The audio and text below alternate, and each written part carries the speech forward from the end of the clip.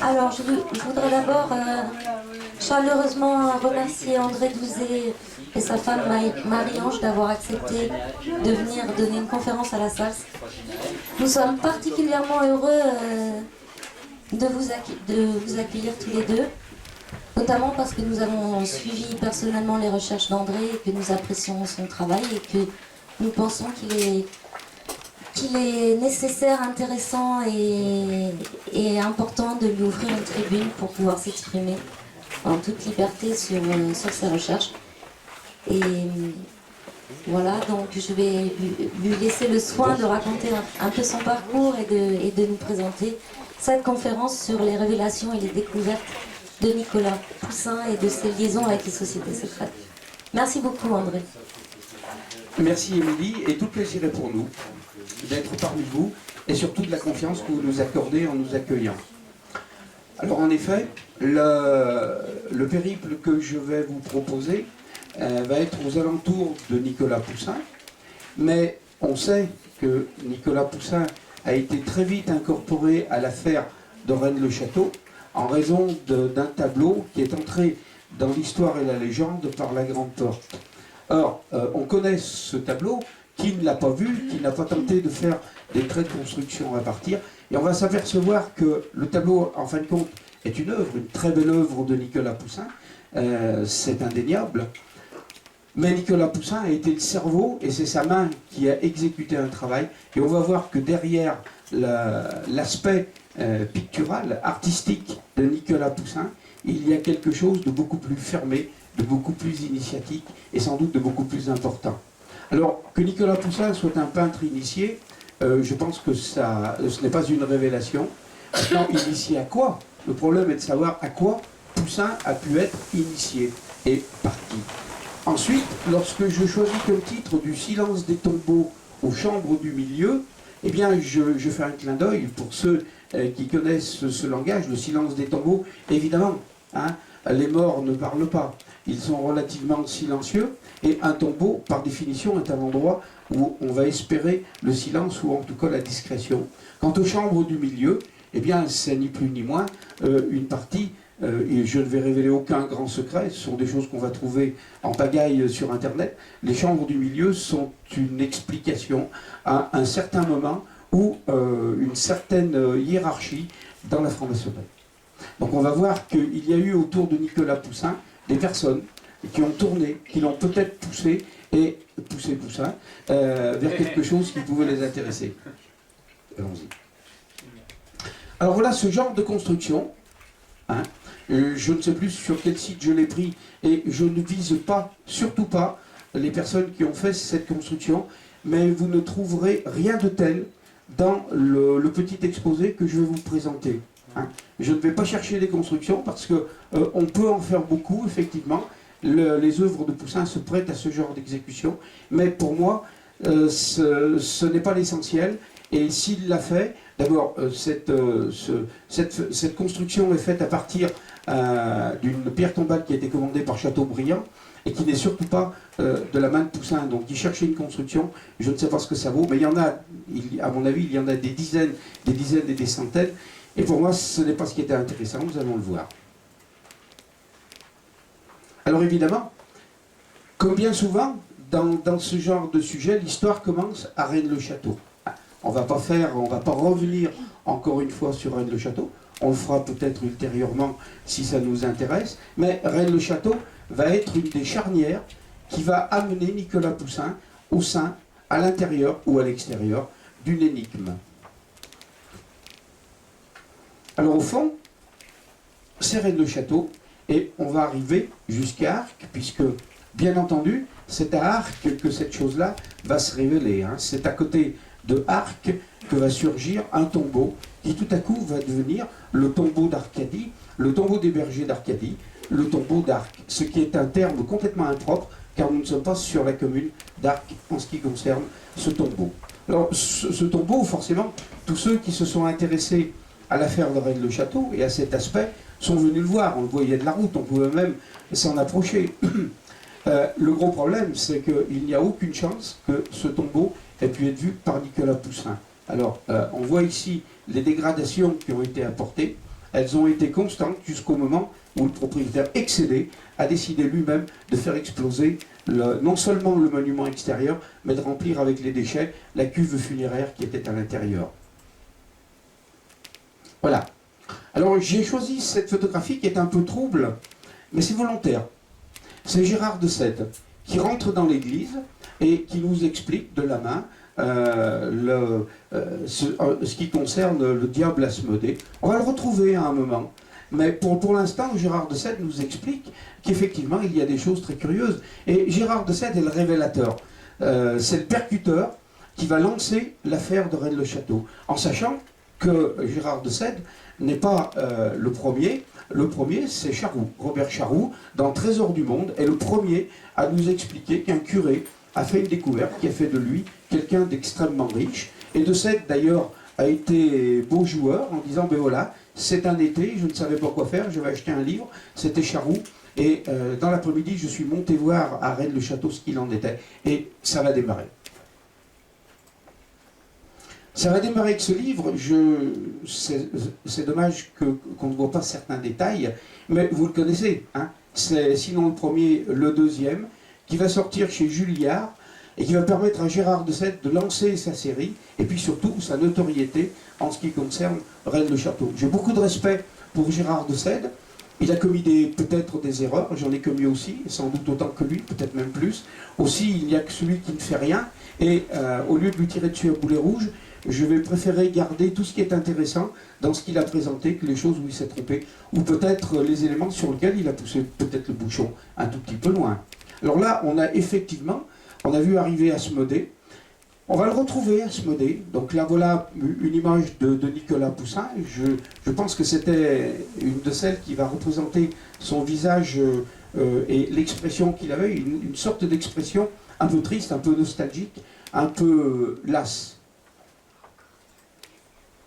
Voilà. Alors voilà le fameux tableau que tout le monde connaît quand on va aborder ce sujet. Ce sont les bergers d'Arcadie.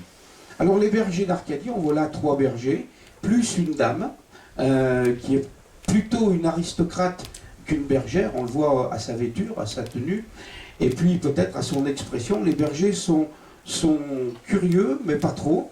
Quant à elle, elle est sereine, et elle pose la main nonchalamment sur l'épaule d'un berger. Alors, surtout, je vais retenir un élément, c'est que ces bergers, un berger, par définition, surtout à ces époques, c'est pas quelqu'un qui a une culture très développée. C'est pas péjoratif, évidemment, hein, mais les bergers ne sont pas ceux qui vont le plus souvent à l'école. Encore qu'ils sont à une école qui est souvent bien plus intéressante, qui est celle de la nature et de l'observation. L'une valant bien parfois l'autre. Mais on voit qu'ils sont capables de lire, même s'ils essayent de déchiffrer une inscription, qui est le fameux Et in Arcadia ego, eh bien, ils sont quand même capables d'essayer de réfléchir sur ce sujet. Et c'est cette réflexion que nous allons essayer de suivre, ainsi que la dame qui est ici, et puis qu'on va retrouver dans une autre situation, dans une autre posture. Une autre vue du tombeau qui montre effectivement cette dégradation. Il y a eu des visites, il y a eu des pillages, des saccages, on a violé cette tombe. Souvent les gendarmes ont retrouvé les ossements qu'il y avait à l'intérieur de cette tombe dispersés autour. Alors il n'y a, c'est certain, aucune chance que Nicolas Poussin, allons-y, ait pu voir cette tombe telle qu'elle est. Alors pourquoi j'ai choisi Laurence d'Arabie? Eh bien tout simplement parce que c'est un personnage qui va arriver sur le territoire, sur la propriété sur laquelle se trouve le tombeau, et qui s'appelle Monsieur Laurence. Alors Monsieur Laurence, il y a eu une légende à cette nasse qui a voulu dire que c'était Laurence d'Arabie qui, pour échapper aux médias et à tout un tas d'autres images politiques, guerrières ou diplomatiques, a choisi de se réfugier dans un endroit où on lui laisserait une paix royale. Et c'est vrai qu'à une époque, il a été souvent avancé que M. Laurence était Laurence d'Arabie. Alors on va ajouter, pour ceux qui se sont intéressés à cette histoire, ou ceux qui vont peut-être s'y intéresser, ils vont trouver dans une petite revue qu'on avait faite sur le sujet, que les gendarmes de Cuisa allaient lui rendre visite régulièrement, mais ce n'était pas une visite comme on va rendre visite à quelqu'un qui est douteux, un client. Non, non, non, non, il montre envers cet homme des marques de respect, il le salue, ils discutent en enlevant leur coiffure, il y a un contact, un échange qui n'est pas celui d'un gendarme et quelqu'un qu'il va essayer d'appréhender. Et M. Laurent, c'est quelqu'un de très étrange, puisque, on reviendra si ça vous intéresse une prochaine fois là-dessus, effectivement, dans ce tombeau, c'est lui qui fait construire le tombeau tel qu'on le voit sur ces photographies. À l'origine, il y a une vague tombe, et qui n'a surtout pas cette forme, et en tout cas, ce qui rend complètement impossible que Poussin ait pu voir le tombeau tel qu'il est, tel qu'on nous le montre, et tel qu'on a voulu vous expliquer l'histoire. Poussin, XVIIe siècle, Laurens, c'est le XXe siècle. Donc c'est impossible. Sauf si Poussin, et je veux bien ne pas en douter, est disposé d'une machine à remonter le temps ou à aller dans l'avenir, pourquoi pas. Mais ça reste à définir. En tout cas, pour en finir avec M. Laurens, eh bien M. Laurens, dans cette cuve funéraire, va ensevelir sa maman, son épouse, et surtout, il va les faire éviscérer à la méthode égyptienne. C'est-à-dire que ces dames vont subir ce que les Égyptiens appelaient la momification. Elles ont été éviscérées, leurs viscères ont été mis dans le tombeau à la mode égyptienne, et elles ont été accompagnées par tous leurs chats, comme elles aimaient beaucoup les chats. Les chats ont suivi la même route que leur maîtresse, ils ont été momifiés, et nous avons pu avoir l'occasion à Arques de pouvoir en photographier deux qui avaient été retirés pour être sauvés du massacre, parce que les pillards, les momies de chat, ça ne les intéressait pas, ils les foutaient en l'air. Voilà. Donc c'est ce monsieur, qui n'est surtout pas Laurens d'Arabie, qui est l'auteur du tombeau. Alors voilà une vue du tombeau, une vue que j'ai un petit peu chimistrée pour obtenir quelque chose de un peu fantastique, d'un peu extraordinaire. Ce tombeau est extraordinaire par son emplacement, par son histoire. Par contre, la certitude qu'on a, c'est qu'on est là sur un ancien chemin qui desservait là, et il y avait là probablement un oratoire romain destiné aux mânes ou aux voyageurs. Et voilà, le tombeau a disparu. Il n'y a pas si longtemps que ça, que les derniers propriétaires, excédés du pillage nocturne des gens qui n'ayant aucun respect pour la mort ou pour la propriété privée, venaient, descendaient, saccageaient, alors qu'il n'y avait déjà plus rien à récupérer dans cette tombe. Aujourd'hui, c'est ce qu'on voit, c'est-à-dire une petite sommité, et le tombeau a disparu, c'est terminé. Donc, adieu au tombeau, adieu à M. Laurens, adieu à Gérard de Sèvres, qui lui aussi s'est un petit peu planté. Mais je me demande s'il s'est planté volontairement ou non. A-t-il voulu, par ce tombeau, essayer quand même de nous montrer quelque chose d'important, peut-être de plus important qu'une supercherie ou un canular? On va voir que peut-être de Sèvres avait une idée derrière la tête. Et c'est lui qui va mélanger Poussin à la sauce Reine de Château, Béranger Saunière, et une énigme qui se déroule beaucoup plus loin que Reine le Château.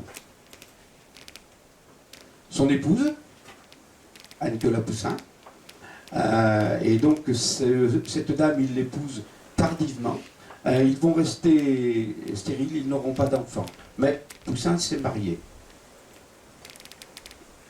Voilà. Alors là, nous allons commencer à entreprendre une chronologie, une petite chronologie. Parfois, on ne suivra pas l'aspect chronologique, mais on va voir différentes œuvres de Poussin. Et on trouve une deuxième représentation, qui est la première, des bergers d'Arcadie. Alors les bergers d'Arcadie, ici, c'est le premier tableau qui a été peint sur le sujet. Il était en Angleterre, et le roi Louis XIV l'a récupéré ensuite. Le roi Louis XIV était friand des peintures de Nicolas Poussin. Et on a effectivement une dame, ici, on va revenir sur elle tout à l'heure, deux bergers, alors que sur le premier tableau des bergers d'Arcadie, il y a trois hommes. Le troisième est ici, dans une posture, on peut dire qu'il est vautré, avachi, et il nous montre son postérieur, ce qui n'est pas très élégant en la circonstance, sauf si c'est un personnage qui est mythique. Alors évidemment, il porte une couronne de feuillage, il a un rabot, mais surtout, il a une sorte de récipient, et il contemple, il se perd dans la contemplation de ce récipient qui se vide, c'est le pactole. Et le personnage qui est ici représenté va nous rappeler Midas et le pactole. Alors, le pactole, hein, ça va nous rappeler certains aspects de l'affaire de Rennes-le-Château. Poussin avait-il une raison pour changer d'un tableau à l'autre et nous amener ici, dans son premier tableau, une représentation d'un personnage mythique, alors que les bergers, qui sont au-dessus de lui, n'ont que faire de sa présence, mais semblent une fois encore bien s'intéresser à la gravure qui est là. On retrouve encore Letine Arcadia Ego, mais on est là sur un tombeau qui est baroque, alors que le premier serait plutôt un catafalque qui pourrait être roman. Donc ça, c'est le tout premier tableau. Ensuite, on va rester encore en Angleterre, on va revenir sur ce tableau. Et pour cause, vous allez voir pourquoi. Mais restons encore un peu en Angleterre.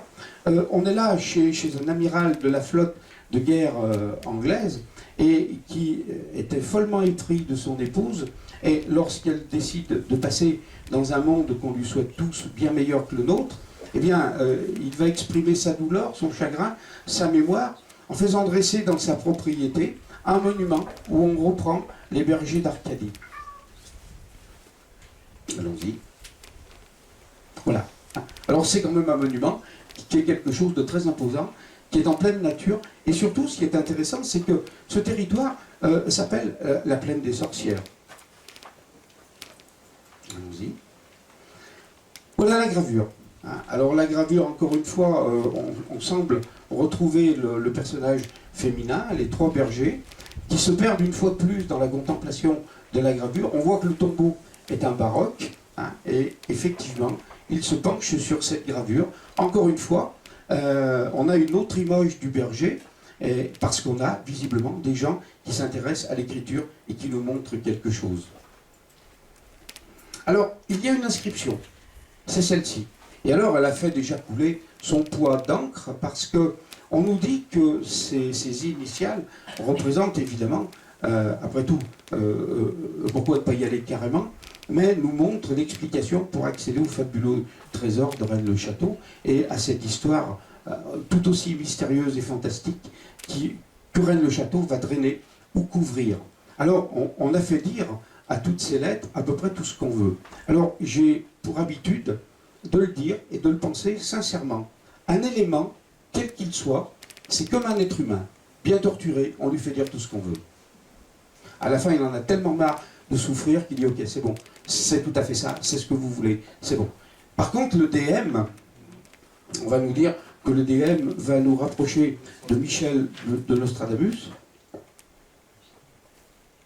Excusez-moi.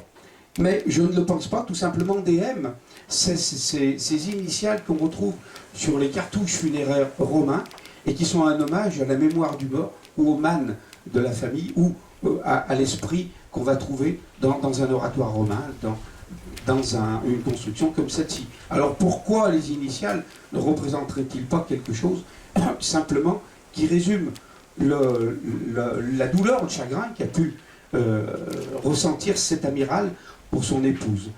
Entre-temps, je vais retenir simplement quelque chose.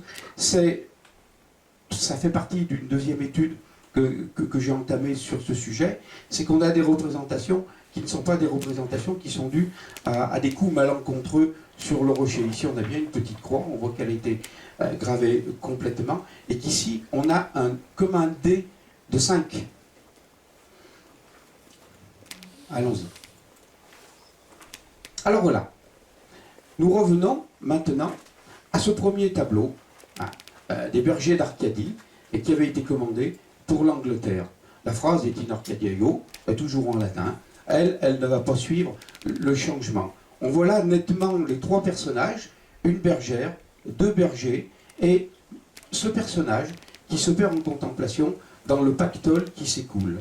Encore une fois, c'est cette idée de richesse, alors que les bergers semblent complètement indifférents à la présence de cet être qui est là, et qui d'ailleurs lui aussi les ignore proprement, comme s'il y avait autour de cette tombe plusieurs temps, plusieurs espaces, mais que Poussin va rassembler dans une seule illustration. Voilà, donc je l'ai repris parce que maintenant nous allons travailler sur cette représentation. Avant tout, on a une représentation des bergers d'Arcadie qui est verticale, c'est-à-dire le tableau est plus haut que large. Ensuite,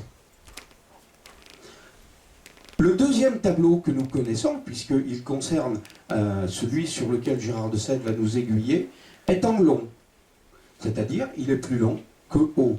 Et les personnages sont toujours rassemblés au même nombre, sauf que Midas, lui, a pris la place d'un des bergers. La dame y est toujours. Mais c'est un petit peu comme si Nicolas Poussin avait voulu nous montrer l'espace, c'est-à-dire une représentation du tombeau en long, et le temps, c'est-à-dire une représentation en hauteur. Alors effectivement, je me suis contenté de cette image. Il n'y a pas là une idée religieuse définie, simplement que quand on dessine l'espace et le temps, effectivement, on arrive à un tracé d'une croix, et comme chantait Georges Brassens, une croix qui crucifie le monde. Peut-être, et pourquoi pas. Toujours est-il que c'est le point de rencontre d'un espace et d'un temps que peut-être Nicolas Poussin a voulu nous montrer. Sinon, pourquoi sur un même thème, deux toiles, une en hauteur, une en largeur, avec des personnages qui vont être à la fois des bergers, ça peut être mythique, mais surtout un personnage qui va disparaître une fois qu'on l'a vu répandre le pactole au pied de ces bergers et surtout au pied de ce tombeau. Voilà. Vous voyez, j'ai fait pivoter, on reprend la première, pour rappel. Voilà. La dame est au fond, pour nous, à gauche. Allons-y. Et j'ai pivoté, avec les miracles de l'informatique, ce tableau dans l'autre sens. Pourquoi? Eh bien tout simplement pour montrer que le personnage féminin, pour Poussin, prend une place ou une autre selon le tombeau des bergers d'Arcadie qu'il a choisi. Évidemment, les dames également changent d'habit. Si celle-ci est aristocratique, l'autre nous apparaît comme une bergère. Encore que... Oh, allons-y. Alors, deux tombeaux. Deux tombeaux, en principe, effectivement. Un tombeau, par définition, est réservé à une dépouille mortuaire, ou en tout cas à une représentation funèbre d'un événement qui est lié à un humain, qu'il soit homme ou femme. En la matière, il n'y a pas de misogynie.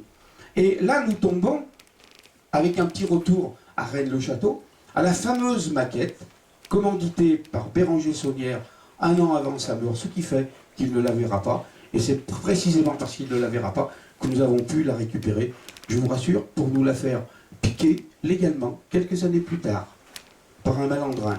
On va retenir sur cette représentation voulue par Saunière l'idée de deux tombeaux.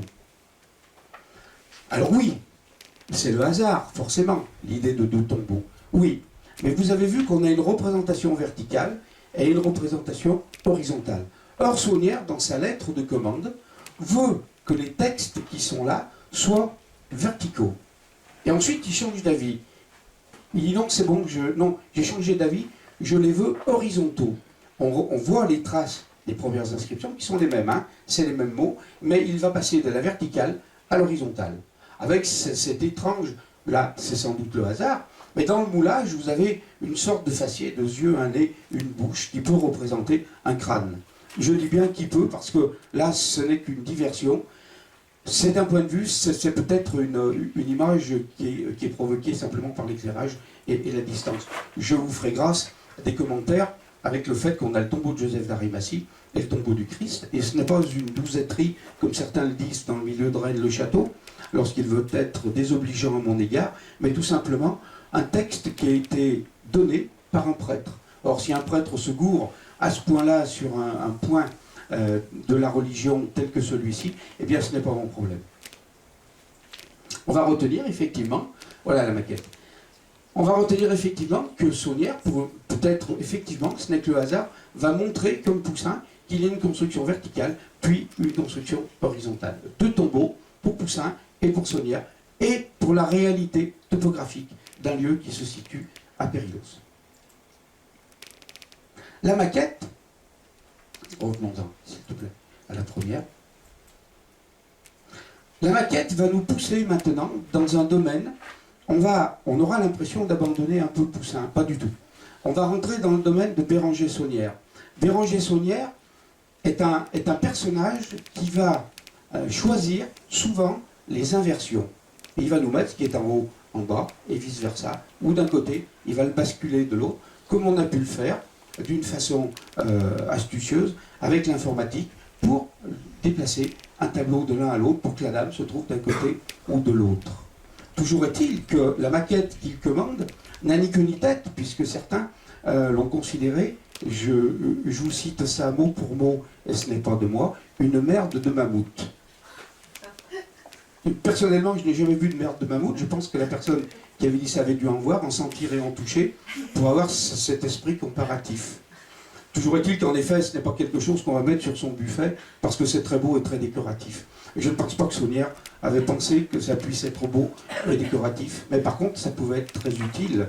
Et voilà la maquette telle qu'elle est, quand on la récupère, mais on s'est aperçu qu'en fin de compte, elle ne correspond à rien du tout.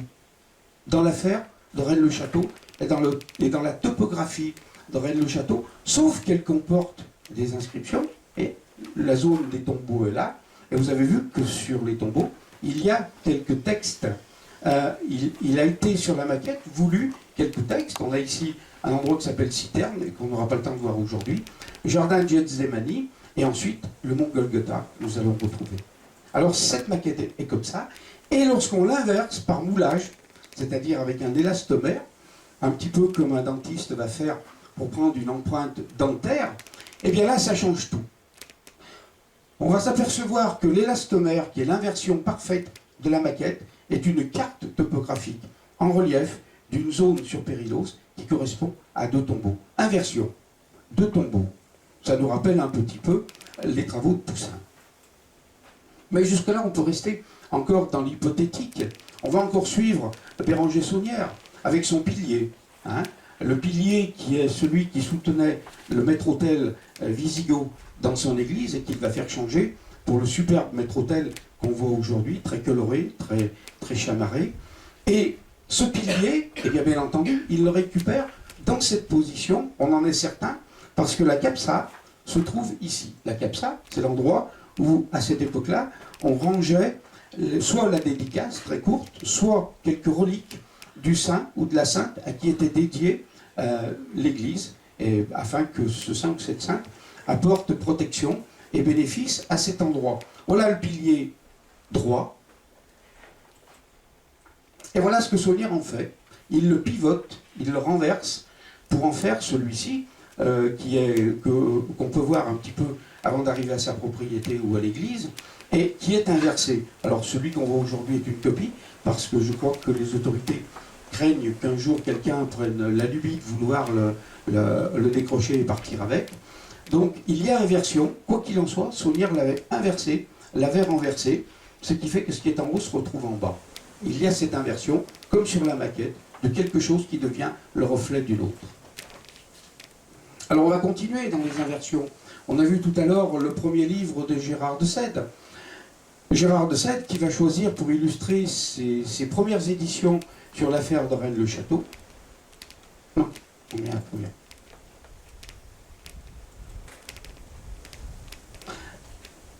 De nous présenter une illustration qui peut choquer, qui peut frapper l'imaginaire du lecteur, parce que souvent, dans ce domaine-là, on va prendre un livre à la couverture qu'on trouve sur l'étal du libraire.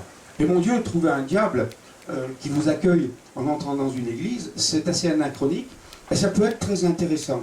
Alors, c'est intéressant, que n'a-t-on pas dit sur Asmodée, puisqu'on nous dit que c'est Asmodée, le démon qui permet la découverte des trésors.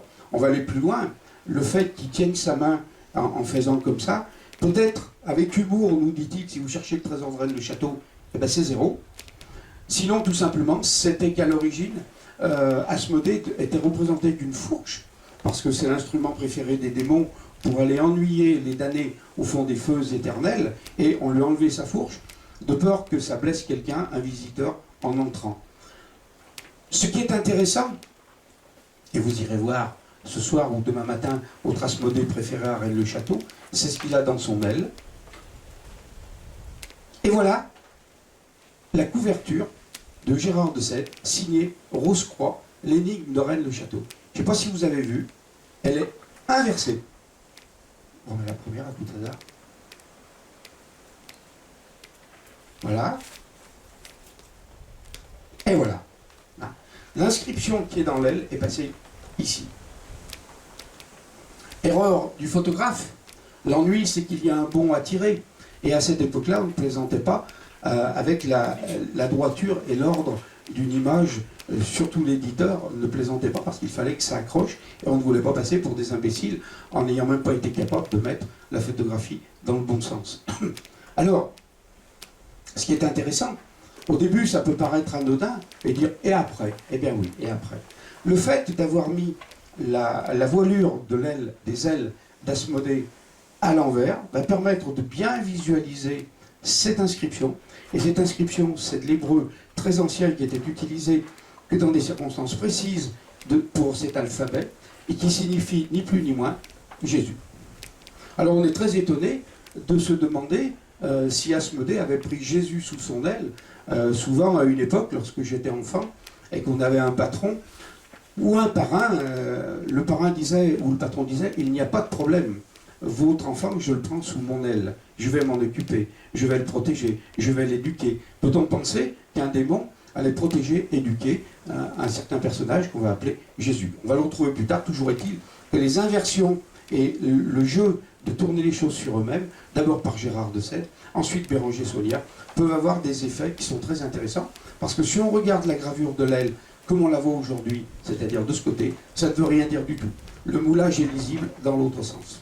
Alors je pense que Gérard de Sède ne s'y est pas trompé. Et s'il a voulu faire cette astuce, je n'ai jamais trouvé personne, au départ, qui se soit aperçu qu'il y avait eu une inversion sur la première de couverture. Maintenant qu'on a lancé le pavé, c'est bon, c'est connu. On va retenir, on verra après, que notre Asmodée, qui est écrasé par le bénitier qui repose sur ses épaules, a une vêture qui est bleue. Il a l'épaule dénudée, et puis là, sur la photographie, on ne le voit pas, mais on le verra tout à l'heure. Ensuite, il a également le genou. La couleur bleue est intéressante. Voilà, dans les rééditions, on n'y est pas allé non plus avec le dos de la cuillère. C'est pareil, on se fichait éperdument de ce qui peut être intéressant dans cette gravure pour nous représenter ça. Le seul intérêt, c'est que là, Asmodée est vraiment bleu, a vraiment une tunique bleue, qui n'a rien à voir avec les guerres de sécession ou contre les Indiens, évidemment.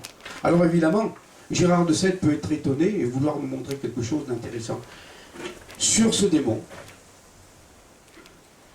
Toujours est-il que maintenant, Gérard de Sède, nous allons le laisser tranquille et nous allons revenir à ce tableau. Surtout, je vais revenir au personnage, le groupe de trois, et ensuite un tout petit peu sur le personnage qui est Avachi, qui est là et qui semble complètement indifférent sur cette peinture.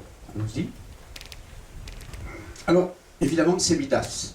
Alors Midas, vous le savez, je pense, est un roi qui un jour sauve un génie à la suite d'événements insolites. Et il lui sauve la vie. Et le génie lui propose de réaliser le vœu de son choix en lui promettant qu'il sera exécuté mot pour mot. Et Midas, qui a déjà les doigts un peu crochus, on voit, à Progain, dit, eh bien voilà, je veux que tout ce que je touche se transforme en or. Ouais, le génie va s'exécuter. Le gros problème, c'est que Midas, chaque fois qu'il va prendre une coupe pour boire, va voir la coupe et l'eau qui est à l'intérieur se transformer en or. Le rôti de midi va devenir un bloc d'or.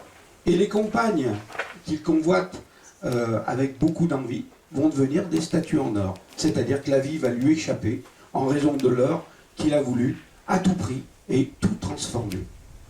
Le pactole, l'or, le fric, la puissance. Et voilà, le fameux fleuve Pactole, en réalité, c'est une petite rivière, mais ce fleuve existe bel et bien, et à lui est accrochée la légende du Pactole, de la richesse, etc., etc. Mais parfois, d'ailleurs, de l'argent, on dit bien de l'argent liquide, on dit bien des liquidités. Voilà.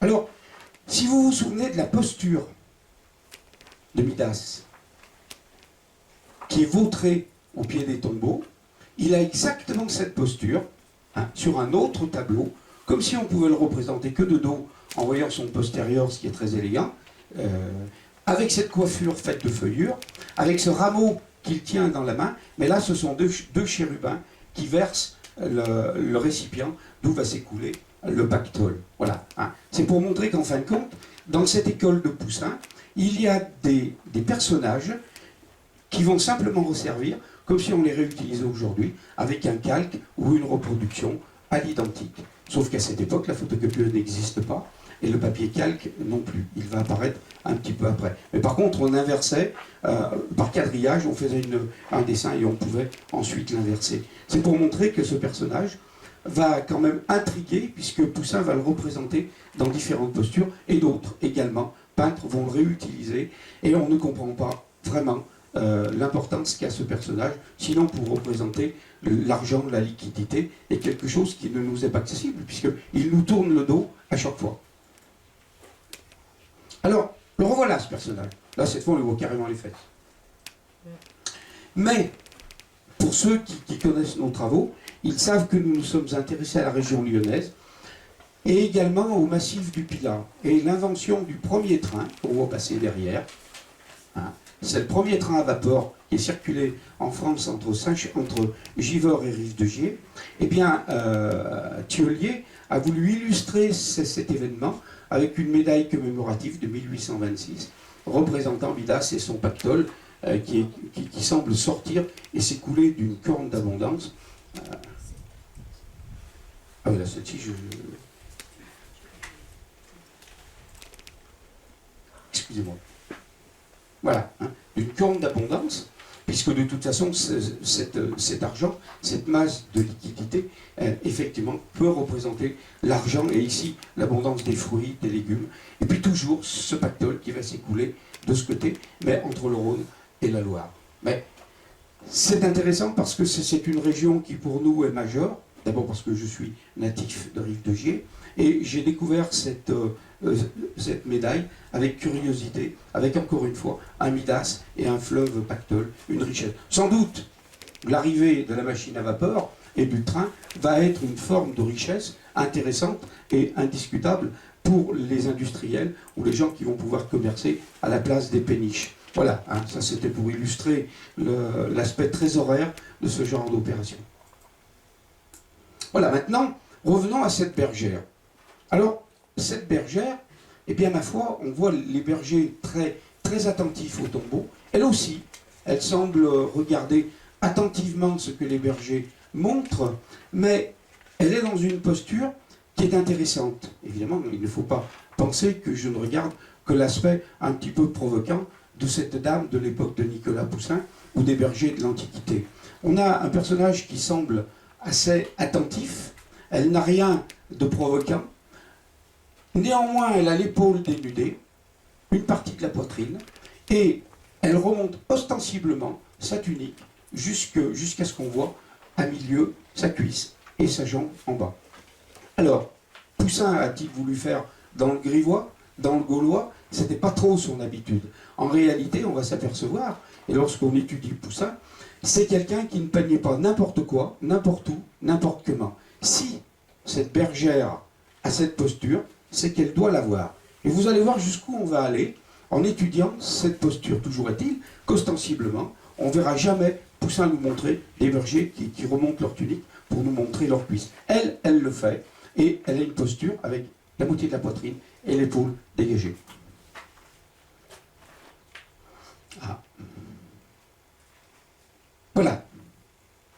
Alors évidemment, encore une fois, je ne révèle aucun grand secret lourd et formidable en parlant de la maçonnerie. Vous allez trouver des illustrations autant qu'un curé peut en bénir sur Internet. Donc je ne reprends que des illustrations qu'on trouve couramment. Et effectivement, lorsque le postulant va entrer en initiation, il va se présenter et subir son arrivée dans la lumière dans une posture qui dégage la poitrine, qui dégage le bras et qui dégage souvent le mollet. Bien souvent, ces messieurs ou ces dames entre pieds nus, sans chaussures, sans chaussettes, et la jambe dévoilée jusqu'à mi-cuisse. Alors, je ne sais pas si Poussin a voulu nous pousser loin dans ce qu'il a essayé de représenter. Était-ce une intention maçonnique? Je ne sais pas. Voyons voir maintenant un tout petit peu plus loin. Revoilà nos personnages, nos trois bergers. Regardez la posture des jambes. Ils ont tous rigoureusement la même posture. Et on va trouver quelque chose d'intéressant quand on va dégager les personnages et considérer les pieds qu'on voit en arrière-plan, c'est ce qui va nous laisser imaginer la posture des jambes de ces trois personnages. Voilà. Donc là, je l'ai fait avec un calque pour bien montrer, une fois qu'on a enlevé le Midas, que ces trois personnages sont braqués vers quelque chose. Il y a une tête de mort et leurs jambes sont dénudées et marchent ou même pas. Et lorsqu'on regarde ce pas, eh bien on s'aperçoit tout simplement que ces trois bergers marchent au pas de l'apprenti.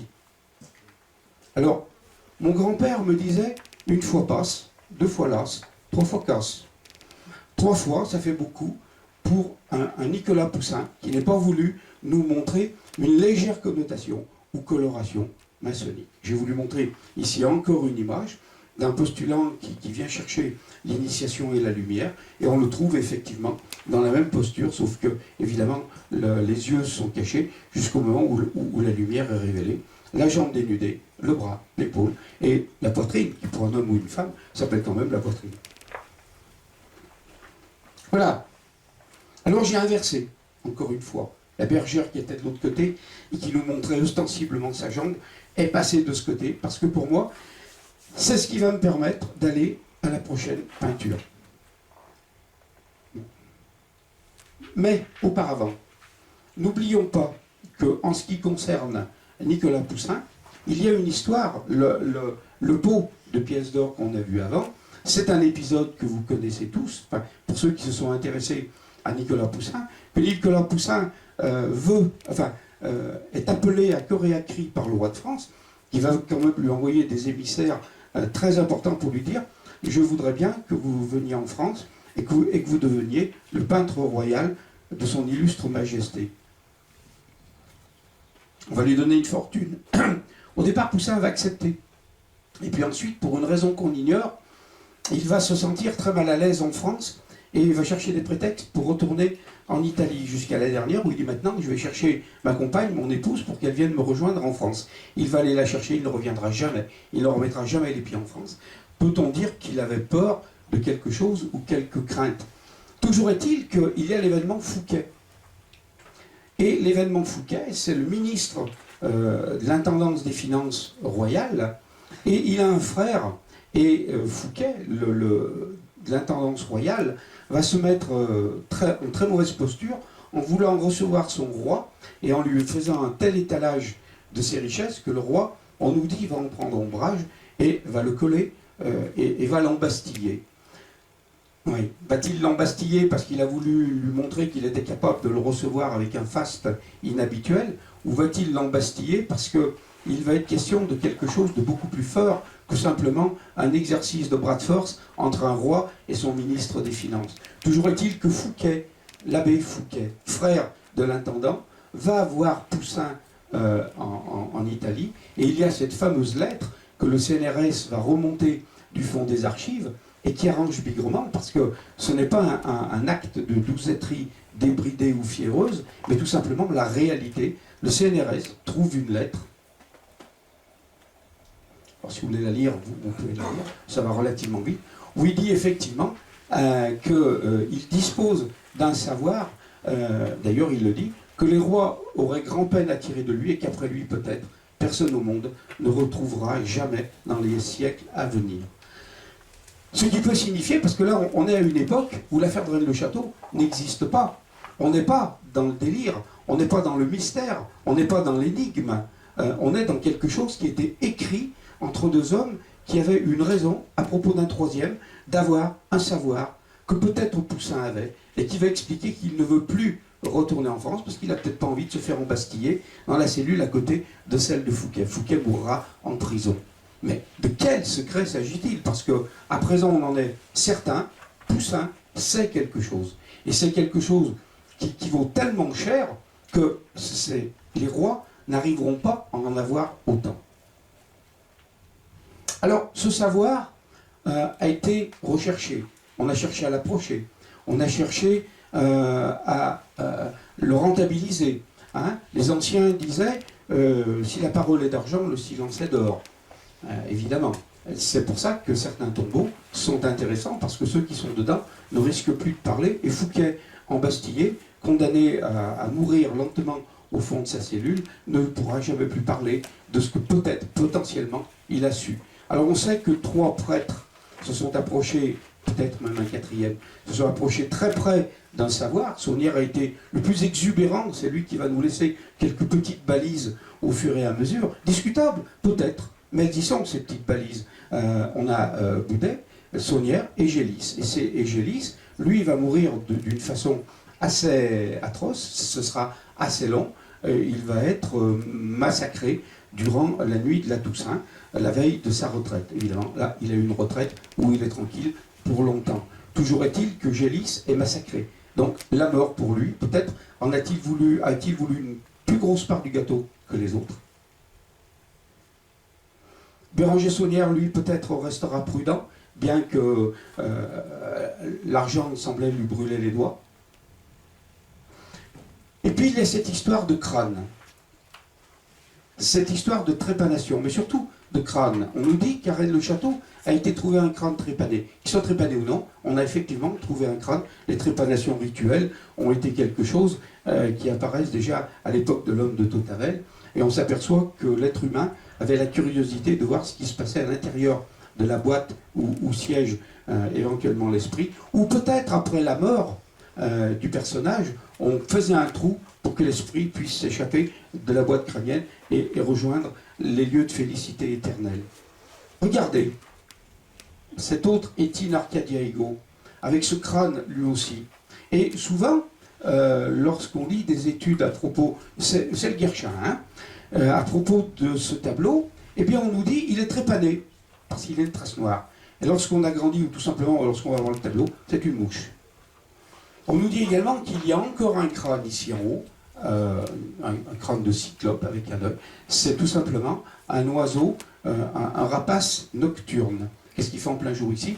Je ne sais pas. Toujours est-il qu'on a le fameux Étienne Arcadiaïgo, avec le crâne comme celui des bergers d'Arcadie de Poussin, et puis cette mouche qu'on prend trop souvent pour une empreinte de trépanation. Mais le crâne est intéressant. Allons-y. Pardon. Auparavant, revenons sur les 2 petits bergers qui sont là et qui semblent eux aussi partir en méditation sur cette découverte. Alors on nous dit que c'est un tombeau. Non, non. C'est tout au plus un mur bahut, parce que si c'est un tombeau, eh bien on a enseveli le personnage sur le flanc. Et ce n'est pas toujours très facile. Le Étienne Arcadiaïgo est complet. Alors Poussin va toujours couper Ego en le collant sous Arcadia. Et eux semblent, comme d'habitude, ils sont là, ils sont contemplatifs, ils regardent, ils sont méditatifs, mais il n'y a aucun étonnement dans leurs traits de trouver la mort. Et Étienne Arcadiaïgo et ce mur bahut qui va pour beaucoup représenter une tombe. Et hop, les 2 mêmes petits bergers sont pris dans un autre tableau, dans la même posture. Alors on a la sensation que dans le milieu des peintres, soit il y a un message qui doit passer quoi qu'il en coûte, soit on est très fainéant, on fait un calque et on va réutiliser un modèle pour plusieurs tableaux. C'est économique, ça peut rapporter gros parce que ça se vend bien, aussi bien pour Guerchin que pour Poussin, mais à mon avis, il y a d'autres explications. On est là sur une sorte on va intensifier plusieurs détails en les reprenant sur plusieurs tableaux à la suite. Alors maintenant, on va arriver à la nativité. Toujours on est sur les tableaux de Poussin. Et là, c'est les bergers qui viennent rendre hommage à l'enfant Jésus qui vient de naître. Alors ce qui est intéressant pour moi, bien sûr, c'est très intéressant que les bergers viennent adorer l'enfant Jésus. On va remarquer qu'il y a 2 colonnes.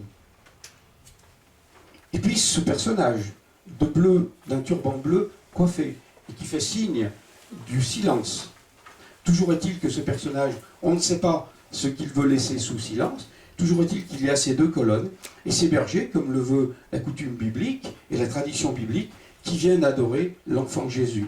Pour ceux qui aiment les détails et qui ont une opportunité de visiter notre petit musée, ou qui ne l'ont pas encore fait et qui vont de remords venir le faire très, très rapidement, ils vont voir que cette coupe, cette forme de coupe, se retrouve dans quelque chose qui a été découvert à partir d'un élément de Béranger Saunière. Et après les bergers, eh bien, ce sont les rois mages. Donc les rois mages viennent à leur tour honorer l'enfant Jésus, à moins qu'il y ait eu deux enfants Jésus, et un riche, un pauvre, le pauvre visité par des bergers, et le riche par les rois mages. Les rois mages arrivent, évidemment, ils sont chargés de présents. On a ce qu'on peut penser être une dame, ici, hein, par la posture, la coiffure. Et puis un autre berger, un autre roi mage, ici, qui est quand même assez imberbe, et qui a les traits très fins, comme là, la fameuse bergère, qui est penchée avec les bergers, et qui marche au pas de l'apprenti, avec eux. Je note, en ce qui me concerne, qu'à part l'apparition du bleu, et de ces personnages féminins, deux colonnes. Alors évidemment, vous pensez que j'insiste sur les deux colonnes. Et vous avez raison, j'insiste. Et non seulement j'insiste, mais je vais persister et signer. Voilà, un détail de la nativité. Alors je vais en arriver, avant ça, à l'arche. Évidemment, l'arche c'est un tombeau, c'est un coffre. On nous dit que celui qui nous intéresse, c'est le tombeau d'Arc, Arca, l'arche. Et là, on est devant la procession de l'Arche d'Alliance, qui tourne autour de Jéricho, et qui va émettre des sons qui vont faire écrouler les murs de Jéricho, en voyant que les deux urnes qui sont dessus, et non pas des chérubins, sont tournées l'une à l'opposé de l'autre, et qu'on a dans certaines églises du Sud ce qu'on appelle des vases de résonance. C'est peut-être un bruit qui arrive de l'intérieur, et qui va se répandre amplifié par les urnes qui se transforment en haut-parleurs. Mais c'est l'arche qui m'intéresse, puisque l'arche peut être considérée comme un tombeau, et en tout cas, l'arche Arca, c'est-à-dire le tombeau d'Arc ou d'Arcadie. Voilà. Alors, maintenant, nous allons approcher d'une ville, et toujours de cette arche, et on a Degon. Alors, Degon est un personnage, évidemment, c'est une légende, c'est un dieu, mais j'avais remarqué que ce dieu est mi-humain, mi-poisson, à moins qu'il soit revêtu d'une peau de poisson. Et voici un autre personnage qui, lui, est lié à Ishtar. Et là, pour ceux que ça intéresse, vous allez consulter avec bénéfice et profit les travaux de Marie-Ange Thibault, et qui a travaillé sur les primitifs de Marie-Madeleine, et sur des êtres comme ceux-ci, moitié poisson, moitié humain. Mais, voilà, pourquoi Degon? Eh bien parce que l'Arche d'Alliance a été dérobée. On s'est battu comme des chiffonniers, et on a réussi à enlever l'Arche d'Alliance au peuple hébreu, et on va l'amener dans cette cité où on honorait Degon. La statue de Degon est ici, hein, et on amène l'arche parce qu'on va montrer que Degon est beaucoup plus puissant que l'Arche d'Alliance, et il va n'en faire qu'un seul repas. L'ennui, c'est que tout va mal se passer, c'est que visiblement Dieu n'a pas du tout apprécié la plaisanterie, et va abattre sur cette cité la peste. C'est le fameux tableau de la peste d'Azote. Alors je vous fais grâce de la prononciation, vous allez trouver ça sur internet, c'est une représentation qui est très connue. Dieu va faire s'abattre la peste sur cette cité, parce qu'on vient de lui voler son arche, et d'ailleurs, pour faire bonne mesure, Degon va être, le fait qu'on amène l'arche va tomber, va passer en plusieurs morceaux, comme on va pouvoir trouver cette représentation dans une chapelle de Saint-Sabin, dans le Pilat. Mais c'est pas tout, parce qu'en fin de compte, on s'aperçoit que l'arche est bloquée, vient de s'arrêter dans le temple, entre deux colonnes. Voilà, c'est un agrandissement du tableau. Poussin nous montre l'Arche d'Alliance, avec ses chérubins, l'arche que plus personne ne touche ou ne porte, bloquée entre les colonnes. Et pour ceux qui peuvent avoir des notions de maçonnerie, il y a un endroit où on juge, en bien ou en mal, mais où on apporte un jugement, et qui s'appelle passer entre les colonnes. Là, on va être jugé, peut-être pour avoir été accusé à tort ou à raison, et on va entendre une sentence qui va tomber. L'Arche d'Alliance est-elle ici, en train de subir son passage entre les colonnes? Toujours est-il que Poussin montre qu'on a bloqué l'Arche d'Alliance entre deux colonnes d'un temple païen. C'est intéressant, parce qu'à partir de là, on va repasser en maçonnerie. Mais auparavant, on va y revenir, parce que je pense que j'ai une image où on voit les colonnes JB. En attendant, pour en finir avec la mort et l'arche, Marie-Madeleine est représentée, j'ai choisi cette représentation de Rennes-le-Château, mais c'est une représentation très classique avec le vase de baume, la croix de bois vert mal branchée, qu'on va retrouver chez les Chartreux, et puis le crâne posé sur un livre. Le crâne.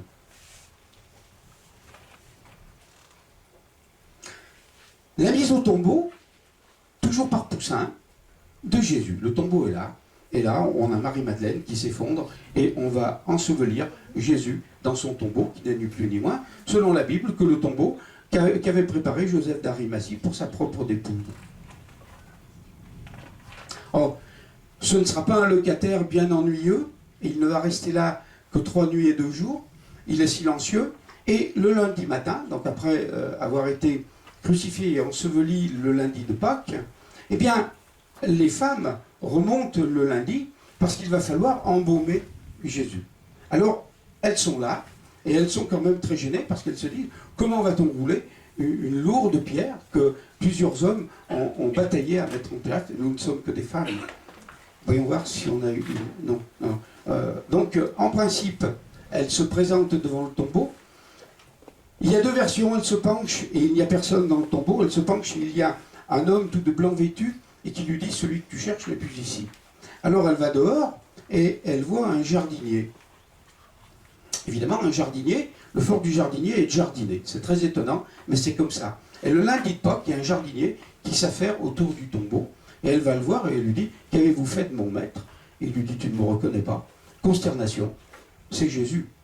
Donc là, elle a un mot, je vais peut-être un tout petit peu déborder de Poussin, mais elle a un mot extraordinaire que la Bible vous redonnera. Elle le reconnaît et elle lui dit Rabouni, qui est une forme adoucie de rabbin, c'est-à-dire le maître de maison. Mais surtout, ce qui est intéressant sur cette peinture Poussin, habituellement, Jésus la repousse en lui disant « ne me touche pas » et il la repousse au front. Là, il ne la repousse pas, elle semble écarter les bras et être soumise à cet homme qu'elle voit jardiner et lui pose la main au-dessus de son ventre. Peut-être peut-il à ce moment-là percevoir quelque chose de vivant, peut-être une descendance, peut-être quelque chose d'important pour l'humanité, et il vient peut-être vérifier. Surtout que je me souviens, quand j'étais petit, et que j'agaçais furieusement mes parents en disant « mais comment on fait les bébés ?» Et alors ma mère, péniblement, ou ma grand-mère, essayait de me dire « bon, ben écoute, on prend de la terre, et puis on met une graine, et le jardinier met la graine, et puis la maman, c'est la terre. » Un jardinier. Évidemment que c'est enfantin. Bien sûr que ça vous fait sourire, mais dans l'absolu. Alors on a d'autres représentations d'une dame qui a bien connu Jésus et qui est toujours avec son crâne, c'est Marie-Madeleine, une représentation d'une Marie-Madeleine à la poitrine opulente, avec un vêtement suffisamment transparent pour qu'on puisse bien être assuré qu'elle a une poitrine opulente, mais surtout qu'elle a le ventre arrondi d'une femme qui est enceinte. Et qui ne pleure pas, les autres sont désespérés sur cette peinture. Elle a chaud, elle fatigue.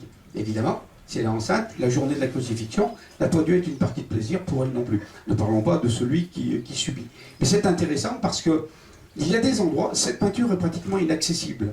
Elle est dans l'endroit d'une église qui n'est jamais éclairée. Elle n'est pas sur le guide. On ne risque pas d'aller voir ce qui se passe là, sauf si on le sait et qu'on a l'intention de voir une Marie-Madeleine dans une posture assez anachronique et inhabituelle pour l'époque. Vous trouverez encore une fois toutes les indications sur cette peinture et le travail du vendredi au lundi, jour des femmes, dans l'important travail de Marie-Ange Thibault sur le sujet. On continue. Et oui, j'ai l'air de faire de la pub, mais disons que là, elle complète complètement le travail que j'ai fait, à moins que ce ne soit moi qui complète le sien. Alors on a choisi cette image parce qu'on voit une représentation de Jésus avec une espèce de pelle pioche. Et puis c'est pareil, il repousse Marie-Madeleine, mais là, il la repousse en posant sa main à plat au-dessus du ventre, comme s'il recherchait une vibration ou quelque chose de fébrile qui va lui permettre de reconnaître que ça y est, la vie est enclenchée. Voilà, ça c'est la posture habituelle, classique, réglementaire. Hein. On a ça dans le pactage de l'Église, c'est comme ça que ça se passe. Il sort du tombeau, les Romains sont complètement accablés et ont très peur de ce qui s'est passé. Et là, il la repousse du doigt et il a effectivement sa petite pelle. Et quand on voit Le crâne reliquaire de la Sainte Baume, on voit un endroit où il reste une mèche de cheveux sur le crâne et on nous dit que c'est là que Jésus a mis le doigt sur le crâne. Et le fait que le doigt de Jésus se soit appuyé sur le crâne a rendu imputrescible la touffe de cheveux qui est restée collée dessus. Nicolas Poussin, on avance sur ses autoportraits. Ben évidemment, on a un visage du peintre par lui-même qui semble de plus en plus, je dirais, inquiet. Il y a quelque chose qui ne passe pas, il y a quelque chose qu'il ne digère pas. Alors que là, il est dans une posture où il a quand même, malgré qu'il ait un port de tête qui soit fier, qui soit encore droit, on voit dans le regard et dans l'expression que quelque chose n'a peut-être pas tourné comme il le pensait, ou peut-être qu'il a été dépassé par des événements, ou qu'il a été à la fin contraint à quelque chose. Alors, des tableaux qui sont des autoportraits de Nicolas Poussin, on va en voir deux, et surtout, on va revenir sur celui-ci en raison, encore une fois, de la dame qui se trouve derrière sur un autre tableau. Vas-y. Le deuxième, la dame a disparu. Les tableaux qui sont derrière aussi, il n'y a plus qu'une dédicace et c'est cette sorte de sourire dissimulé. Là, il tient un stylet. Les livres sont toujours fermés. C'est soit un porte-document fermé, soit un livre fermé. La connaissance est fermée. Voilà. J'ai voulu cette photographie en grand de ce tableau, qui est très beau, pour plusieurs choses. D'abord, on nous dit que ça se passe dans une pièce close et que les tableaux sont posés au fond contre une porte, et que ça, c'est la porte, et derrière, c'est son dormant. Il n'est pas habituel qu'on mette des tableaux contre une porte, parce que celui qui rentre un peu trop vite va tout faire basculer, et Poussin tenait à ses peintures. Donc je pense tout simplement qu'on est là sur un tableau que Poussin a voulu nous montrer, qui est retourné, c'est-à-dire qu'il n'a pas décidé de montrer. Deux autres détails intéressants. La petite bague qui est ici, ornée d'une pierre pyramidale bleue. Ensuite, le personnage féminin qui est ici, qui semble sourire. Voilà. Le voilà. Et c'est souvent le même visage que les bergères des bergers d'Arcadie.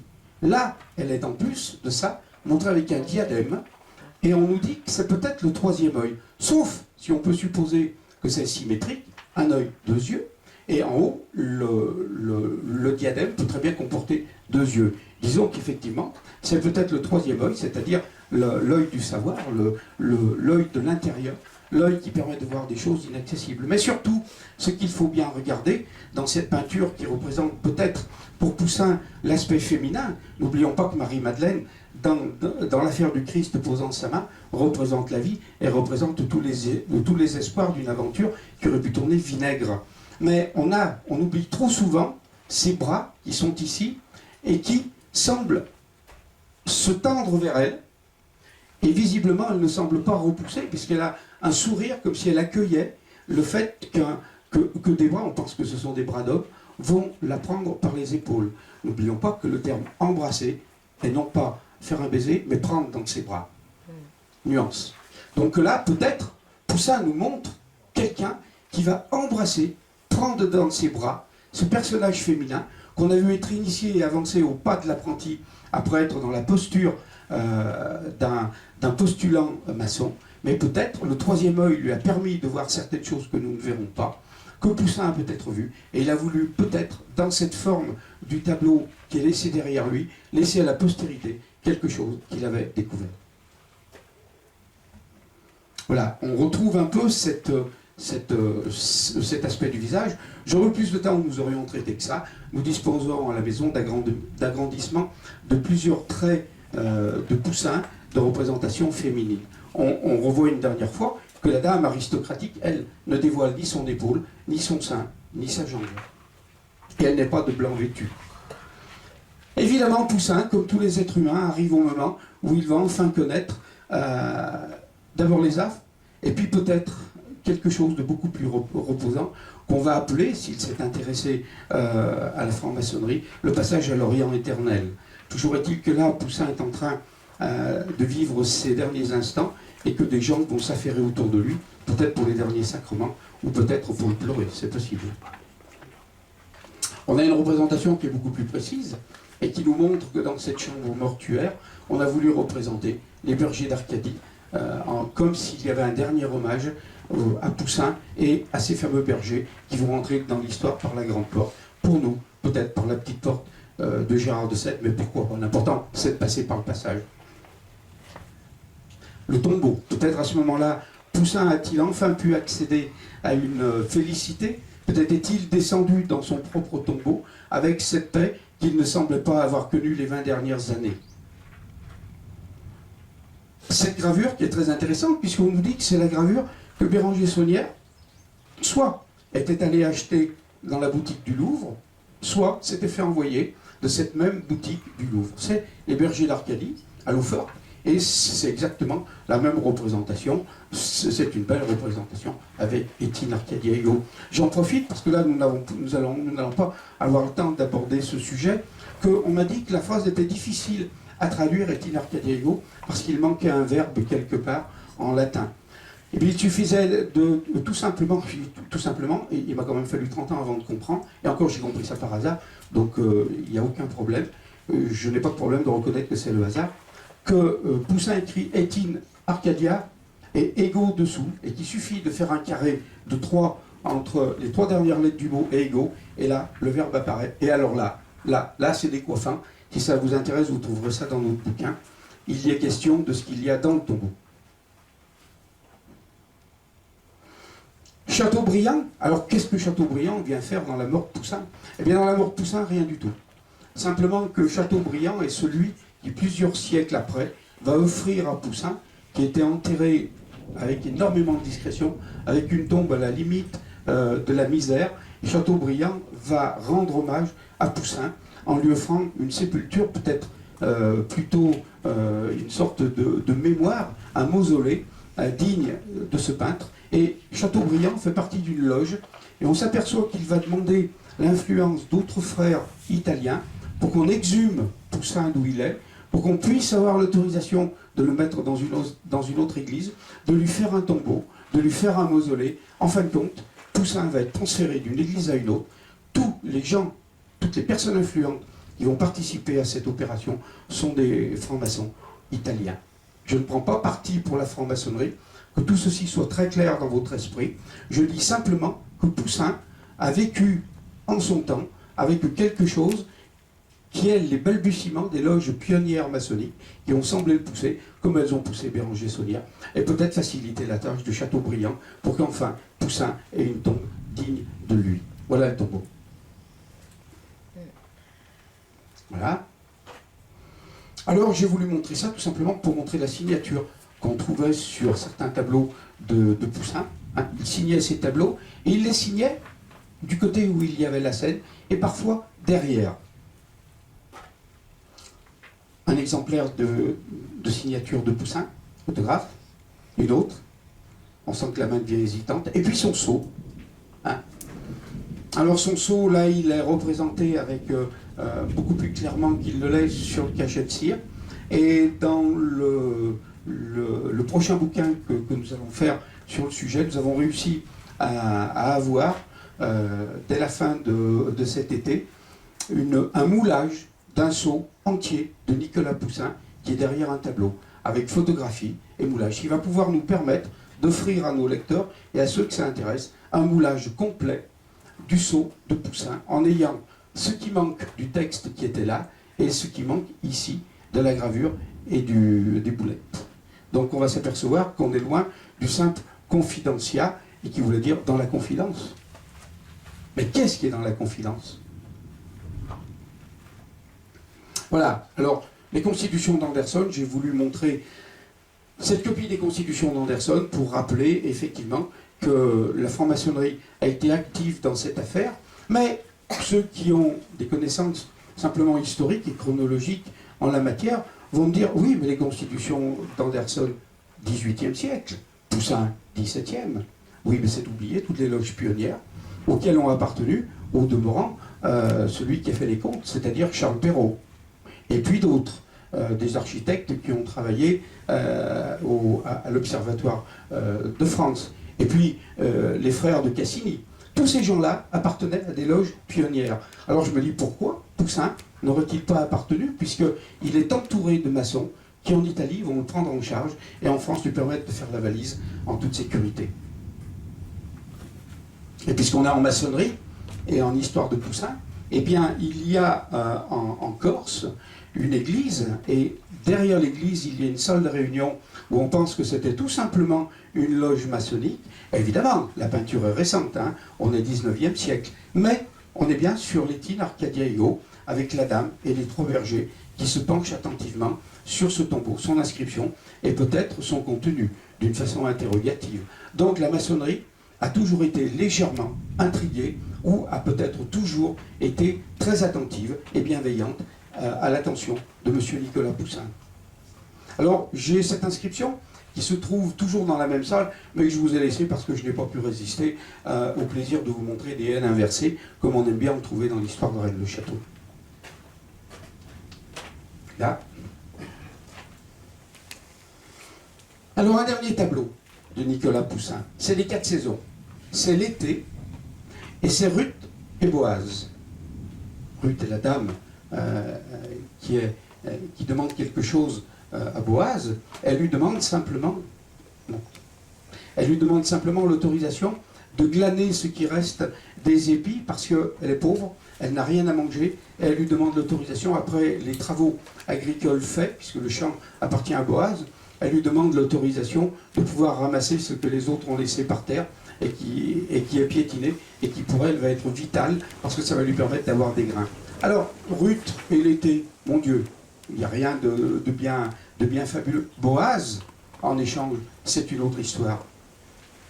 Boaz va être représenté par les 2 colonnes qu'on a vues tout à l'heure, lorsque l'Arche d'Alliance se trouve entre les colonnes, les 2 colonnes à l'entrée d'un temple maçonnique. Et là, encore une fois, ce n'est pas une révélation, je n'ai pas violé de lourd secret, vous allez trouver ça sur Internet. Elle s'appelle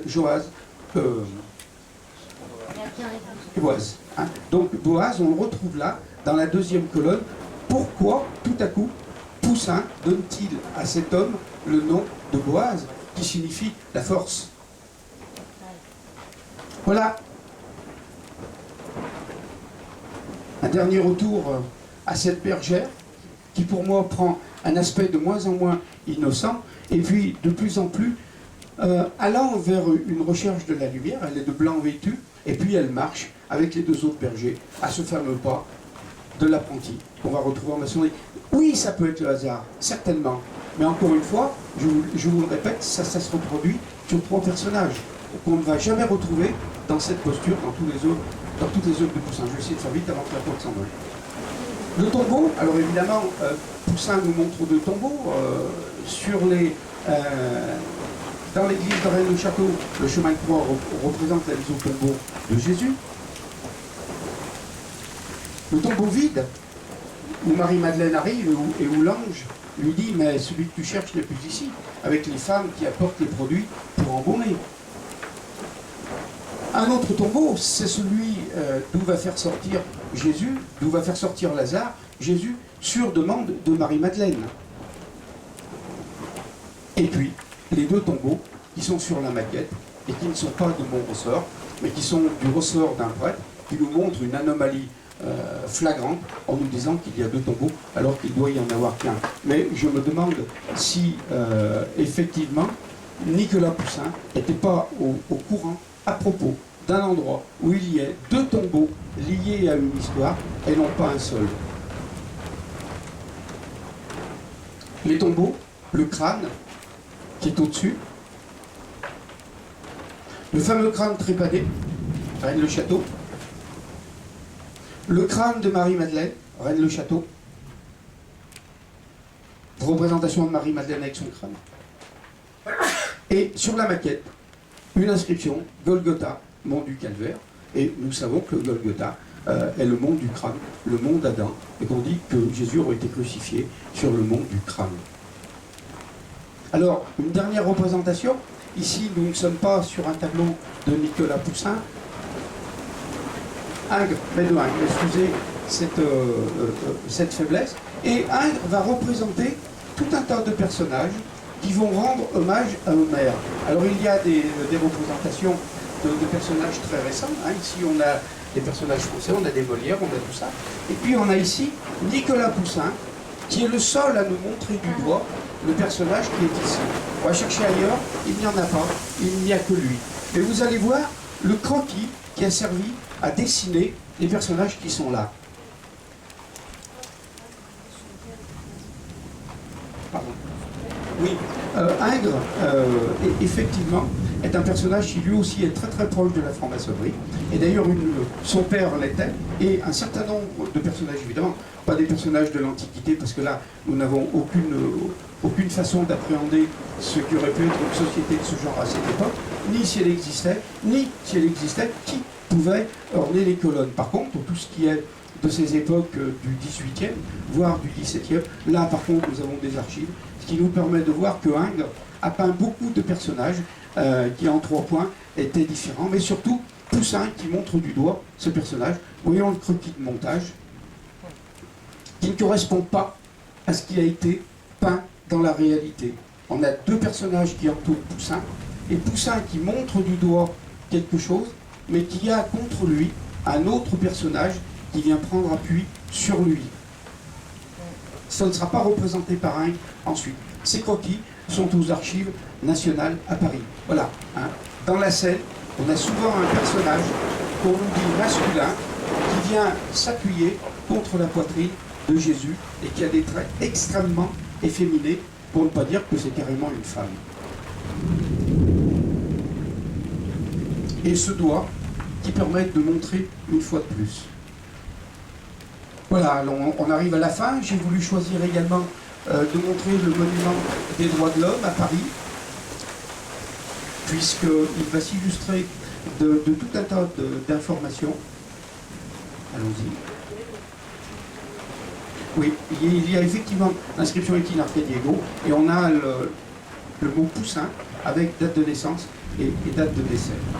Donc Poussin se retrouve pour la perpétuité sur le monument des droits de l'homme. Alors j'ai gardé pour la fin cette petite bague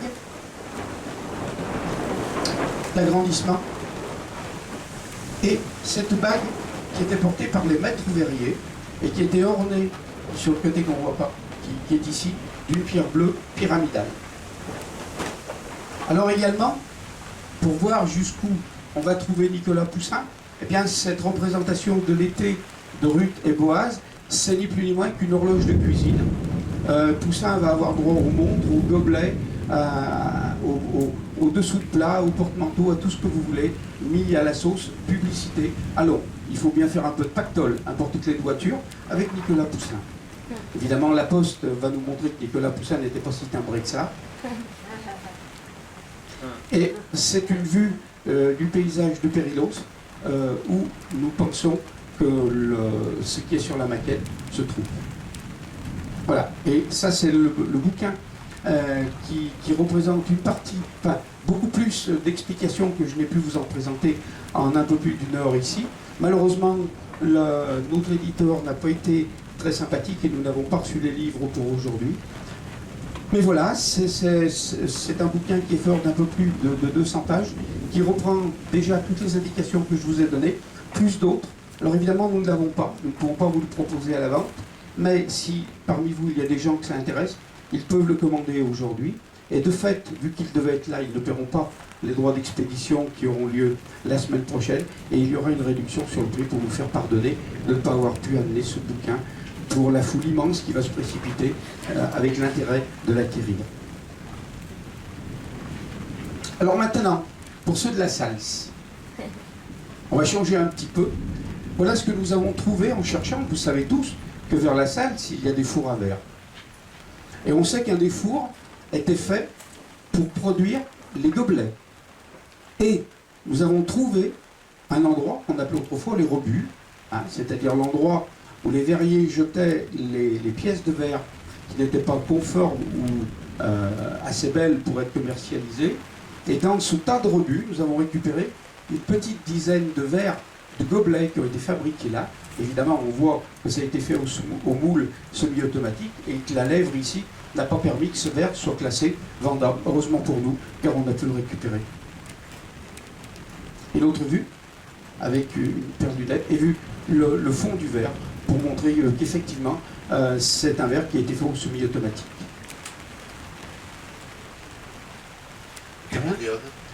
Période, ça peut être 18e, maximum 19e. Eh bien, j'en ai terminé. Je suis content que la poche est tenue. Je vous remercie de votre attention et de votre indulgence pour les travaux que j'ai eu le plaisir de vous montrer ici.